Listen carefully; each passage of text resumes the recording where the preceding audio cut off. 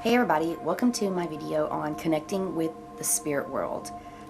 Basically, I'm going to just give you some various examples of ways you can go about connecting with spirits. So you can connect with spirit guides through meditation, you can connect with your ancestors through meditation, you can connect with your gods and goddesses through meditation, you can connect with many spirits through meditation. So meditation is, to me, one of my favorite ways to contact spirits. Some people recommend that it's best to start with guided meditations when you're first starting out with meditating, just to help you kind of walk you through the steps. And I think there's a lot of places on the internet, online and on YouTube, where you can probably get on there and find many guided meditations to help you connect with spirits through guided meditation. So this is the time where you can ask your ancestors or ask your spirit guide or ask any spirits that are around to come into your space and communicate with you.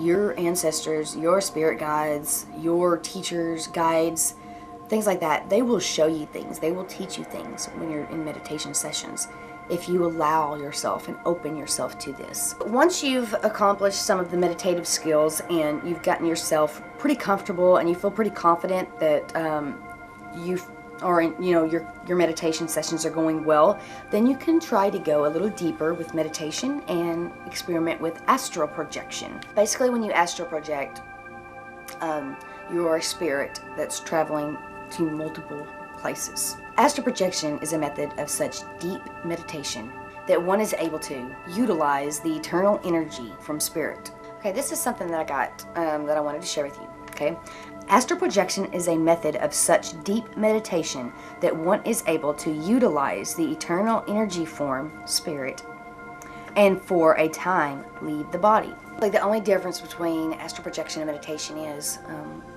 meditation, you're kind of like in the moment, and astral projection is you're pretty much like your spirit leaves your body, but you're still connected to your body via this silver cord. So that's an essential thing that you want to remember when you astral travel, that you are still connected to your body here on this plane, but your spirit has left your body and is, experimenting or experiencing experiences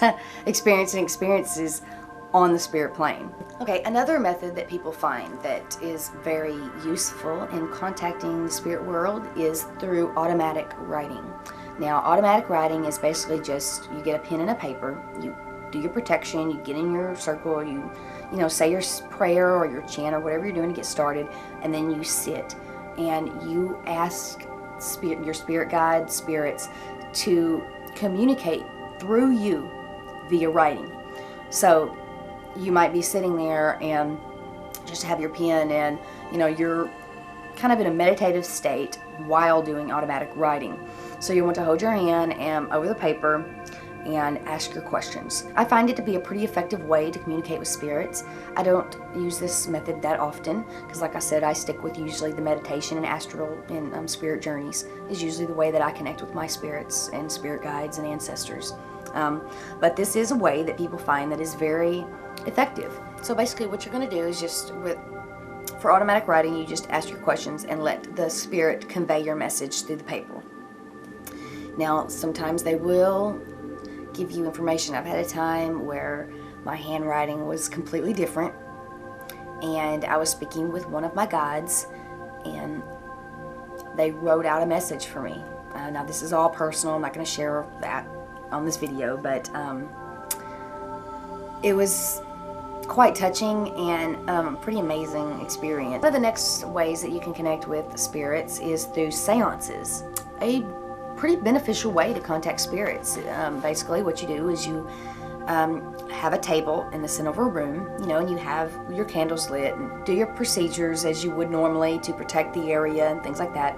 And you would have your friends or a couple people over and you all sit around this table and you hold hands and basically you close your eyes and you all focus your energy and you hold hands, Basically you all focus your energy on contacting this specific spirit that you want to contact. Usually it's very good to have a medium with you that is someone who communicates with spirits very well.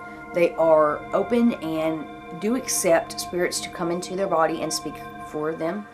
So some people recommend having a medium in your site, in your area, when you do a seance. Some people use seances to try to contact spirits that are in the area or causing trouble. Like say you go out to this old house that you feel is haunted, and so you take your friends out there and you're all going to sit out there and hold hands and do a seance. Now you want to be careful with this, because if you're going to be contacting just any old spirit, this is going to require some very serious protection. And I honestly wouldn't recommend just going out trying to contact any spirit, because that can be very dangerous, and also it can get you in trouble. So it's very important to stay focused and have a direct intent. And, you know, don't get sidetracked. Don't let your mind wander. Stay focused on your question, your intent, and the spirit you want to communicate with. Those are very important things to do. So another way you can connect with spirits is through dreams. Now, dreams really can't necessarily be controlled unless you have got experience. I don't really have a lot of experience in lucid dreaming. It's one of the things I haven't really worked on a lot, which is something fell in there. I don't know if y'all heard that on here, but it was something happened. Back to the train of thought. Dreams. Dreams are ways that you can communicate with your spirit guide or lost loved ones. Lucid dreaming is just when you know you're dreaming and you can change or alter what you're dreaming. You know, during lucid dreaming, you can call on your ancestors. You can call on the spirits to come into your dream and to give you messages or to communicate with you in ways that you can learn. Like sometimes they may just give you a sign or things like that, and a lot of times spirits will try to communicate with you without you even knowing that they're trying to communicate. You know, another way that you can communicate with spirits is by scrying, looking into a dark mirror. Some people paint one black, or you could just, I think they even sell some that are black, or you can sometimes even use obsidian. You could just take a mirror at your own home and spray paint it black. But one of the ways, this is a way that you can scry here. You can sit in your room and look into the mirror. Have a candle behind you, so it's just shining the light onto you in the mirror. And stare into this mirror. Now make sure you've done your protection. You know, I always want to stress that you must do your centering and protection with God and Goddess and things like that before you make your initial step. Okay, I'm going to share you a little information I found on the internet about mirrors. And it says, is it possible to call a ghost by staring into the mirror? Well, there is a strong superstitious tradition linked to it.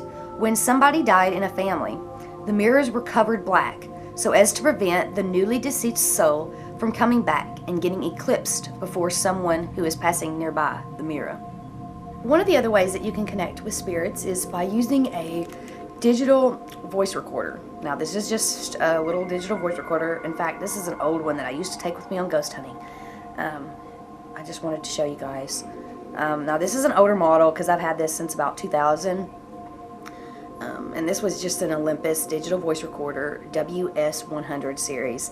And I know that they have much better ones now. But basically, the idea of using a digital voice recorder is that it pulls open and you can plug it right into your computer and take the data right off of it. You know, if you catch anything, or, you know, when you go back to investigate your findings and observe everything. So you can use your digital voice recorders to pick up EVPs, which is electronic voice phenomenon. Now, there are many people that have picked up lots of things. You can do some research on it if you don't know about it, but I find it to be a very good way to use these little devices to pick up things that we normally can't hear, you know. So it's very good to have one of these handy, you know, when you're trying to make any contact. I actually would recommend, if you're going to be doing any type of seance or spirit communication through let's see, verbal communication, I would highly recommend having one of these going in the back.